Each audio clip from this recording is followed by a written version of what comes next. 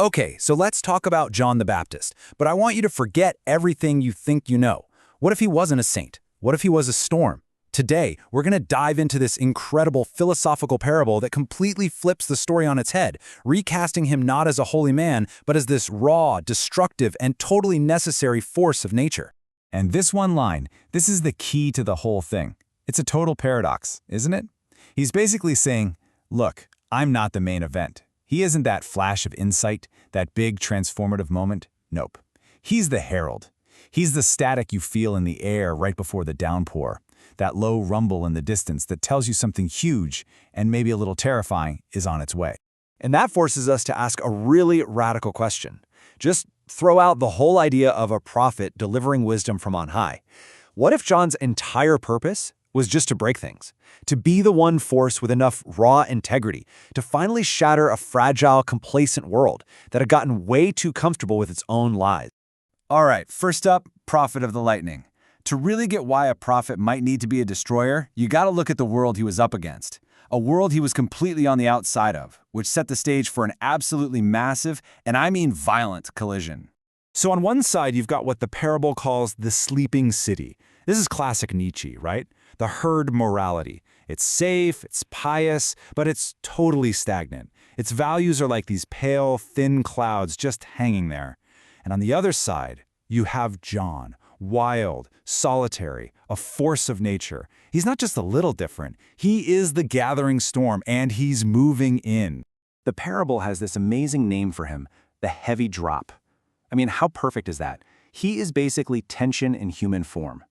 You know that feeling right before a huge thunderstorm? The air gets thick, you feel the electricity, and then that one single heavy drop of rain hits the pavement. That is John. He is the unbearable weight of a harsh truth that this world of illusions just can't support anymore. And from this perspective, his famous baptisms get a total rewrite. This isn't about washing away sins in a religious way. No, in this view, every single person he plunges into the water is like adding another volt of electricity to the air. He's not cleansing them, he's literally building the static charge for the lightning strike he knows is coming. But let's be real. A force like this, a walking, talking thundercloud, he can't survive in a world of pale skies for long. It's just not going to happen. His very nature means his prophecy can only be fulfilled through his own destruction. And here is the absolute kicker. His virtues were his undoing. The parable says that a full, honest heart is a danger to the sickly. His brutal honesty, his absolute refusal to play along with the polite little fictions of the city, his fierce condemnations, it all made him public enemy number one. He was a threat, not because he was evil, but because he was just too honest for a world built on lies. So his downfall wasn't some accident. It was a predictable, almost mechanical sequence of events. First, he condemns the herd. Then, by doing that, his very presence becomes unbearable to them. In turn, that provokes a violent reaction. They have to get rid of him.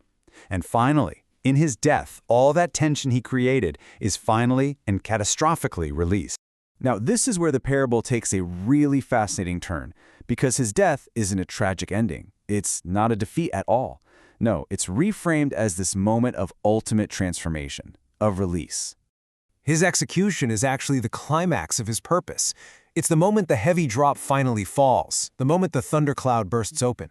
This isn't about the weak will of the ruler who condemned him. It's about the unbearable pressure he created finally finding its release valve. His death is the prophecy beginning to unfold. And this leads us to this powerful Nietzschean idea of going over.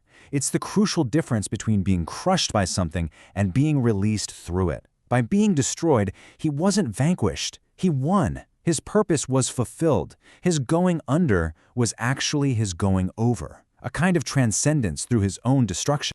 So then what was the lightning that he was heralding? This is so important. It wasn't a new savior. It wasn't a new set of rules. It absolutely was not a person. The lightning he announced was a catastrophic event, the death of God, the total collapse of the entire value system the sleeping city was built on. It was a new, creative chaos. So what's the ultimate legacy of a prophet who doesn't bring peace, but a storm? What could possibly grow from the rubble that he helped create? Well, the parable answers that with one of Nietzsche's most famous lines. The chaos John unleashed wasn't an end in itself. It was the necessary precondition. It's only out of that terrifying void, that collapse of old meaning, that you get the potential to create something entirely new, something beautiful, a dancing star. So, to sum up this whole radical reinterpretation, John the Baptist is no longer a religious figure. He's a force of nature. He's a catalyst who just hit the fast-forward button on the collapse of an old world. And in this view, he is the perfect prophet precisely because he didn't give people a new truth to follow. He just destroyed the old lie, clearing the way for humanity to finally start overcoming itself. And that leaves us with one final provocative thought. The parable uses John to talk about a specific historical moment, but the question is timeless, isn't it? It forces us to look around our own world and ask, what are the pale clouds of our time? What are the comfortable beliefs that hold everything together? And what happens? What gets created and what gets destroyed when that sky finally starts to break?